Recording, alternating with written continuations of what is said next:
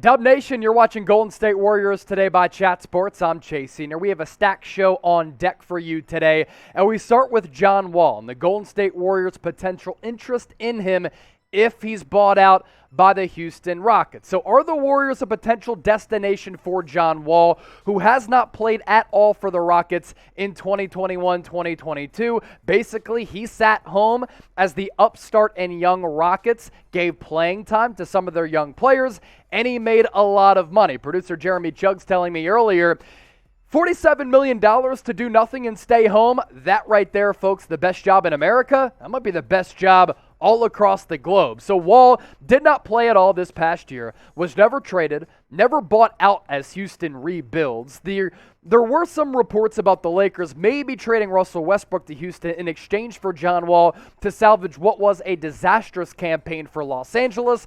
Instead, no deal ever came to fruition. Now, if John Wall is not bought out, he's not going to be a trade candidate for the Golden State Warriors. Why is that? He is astoundingly expensive under his current contract. 1 year, $47 million left on the final year of his contract, but if he's bought out, he can even sign for the NBA veterans minimum, kind of like what Otto Porter did with the Warriors in NBA free agency. NBA analysis on this one saying one of the dark horse candidates for Wall's services could be the guard-heavy Golden State Warriors. With shooters on the perimeter, Wall's ability to penetrate and pass with shooters on the perimeter would bolster the second unit. With Curry and Thompson in the backcourt, Wall would come off the bench and lead a second unit for a team looking to win a title. We're going to continue to unpack this John Wall to the Bay rumor, but first, I want to hear from all of you in the comment section right now. Should Golden State sign Wall if he's bought out for a cheap deal,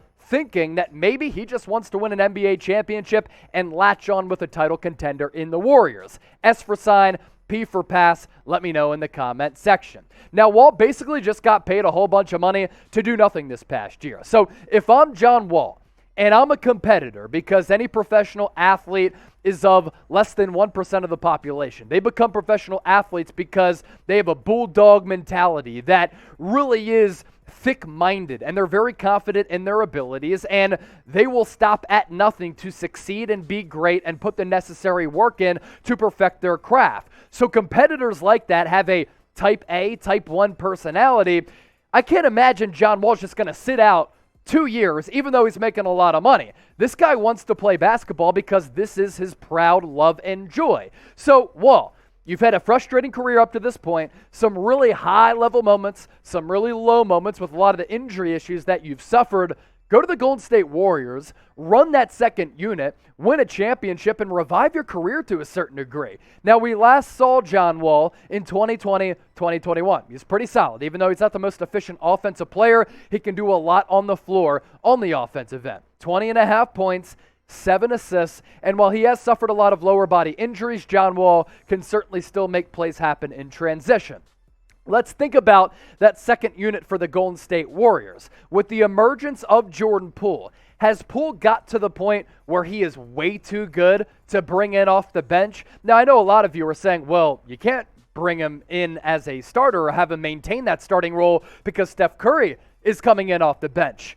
You can find a way to utilize that new death lineup by having all of them on the floor at the same time. Steph, Jordan Poole, Klay Thompson, Andrew Wiggins, and Draymond Green playing a small ball 5. Maybe you take Wiggins out. You could put Draymond at that 4 spot and get away with another big in there to allow room for Jordan Poole. So projecting forward, let's say the Warriors offer Jordan Poole a contract and he's going to come back, and let's say this roster is intact next year. You bring in John Wall to headline that second unit. He can play on ball, off ball with the combination of either one or all 3 of Klay Thompson, Steph Curry, Draymond Green, and Jordan Poole. That right there, folks, pretty lethal second unit and would give the Warriors really, really good depth. Next up on the show is this current iteration of the Dubs lineup, the ultimate NBA 2K lineup, and a lineup that you would use on the sticks that would never, ever lose. And is it one of the best and most lethal lineups that we have ever seen in NBA history? We're going to take a look at the numbers. We're going to explore that and talk about it. But first, I looked at the analytics here on Warriors today. And there are a lot of people watching from the Philippines. So if you're rocking and rolling with us on Warriors Today from the Philippines, and if you're subbed and watching from the P, I want you to get into the comment section and type GSW on a future Warriors Today. We're going to give you a shout out to show some love to our Filipino audience. Now, whether you're in the Philippines, in America, or anywhere across the globe, you want to bet on some sports? You can do so thanks to our sportsbook partner, BetUS. 125% deposit bonus if you plug in that link at the bottom of your screen, chatsports.com/bet, and the promo code to my right, chat125. Let's say you put in $100, you get an additional $125 back. What's interesting is the Warriors continue to climb their way up the NBA title odds. They are now in second place after two really, really impressive performances in Game 1 and 2 against the Denver Nuggets. Now, how does the Devin Booker injury change things? They're still title favorites at 3-1, but the Warriors breathing down their neck at plus 350, followed by the Bucks, Celtics, and Heat at those respective odds. Get those bets in, chatsports.com/bet. Enter the promo code chat125. Thanks to all of you for making Golden State Warriors a part of your day. I'm your host, Chase Sr., and you're watching Golden State Warriors Today. Up now on the show, is the Dubs lineup the ultimate NBA 2K lineup? And is this current iteration of the Warriors one of the best semblances of five players who can take the floor that we have ever seen? Now, Kyle Kuzma used to play for the Los Angeles Lakers, now plays for the Washington Wizards. He was involved in that disastrous Russell Westbrook trade for LA and actually rebounded to have a pretty good year. He, like all of us, was watching the NBA playoffs the other day, and he said this: I don't play NBA 2K, but I'd imagine if you played with this Jordan Poole, Klay Thompson, Steph Curry, Andrew Wiggins, Draymond Green lineup, you would beat everybody. Like everybody out there, you would just take down on NBA 2K because that lineup is unstoppable. I'll tell you what, in Game 2, the Dubs looked unstoppable. They were paced once again by Jordan Poole and Steph Curry, by the way, but Poole dropped 30-plus points in his playoff debut. Second playoff game, how about 29-8, 10 of 16 from the floor, and 5 of 10 from deep.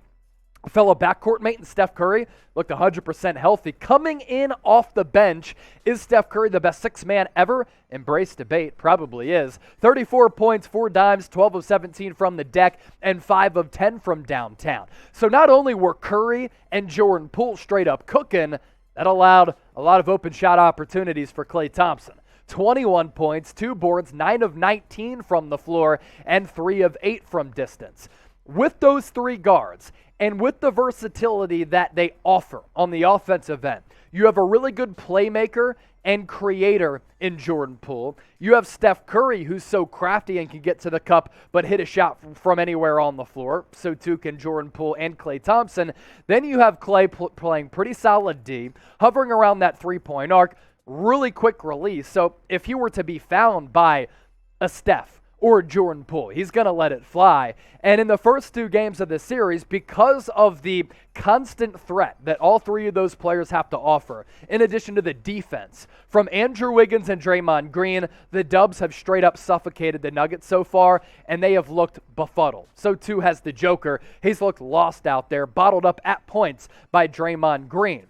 Now, when you talk about the Warriors making a deep run, right now, 2-0 lead over the Nuggets, this series could be a sweep in all honesty because Golden State, the far better team. How does the Devin Booker injury change things in the Western Conference? He's going to be out for at least games 3 and 4, as that series between the Suns and the Pelicans is tied up at 1 apiece. If that injury lingers and the Suns have to move forward without D-Book, that opens up an opportunity for Golden State to potentially win and compete for the Western Conference and maybe get back to the NBA Finals for the first time since 2019. Speaking of that, you think the Warriors can win the title? Let me know down below. Type W for win, L for lose. Get those votes in. If you're from the Philippines and you haven't subscribed, subscribe right now. If you're anywhere and you haven't subscribed, you ain't alive, so hit that red subscribe button.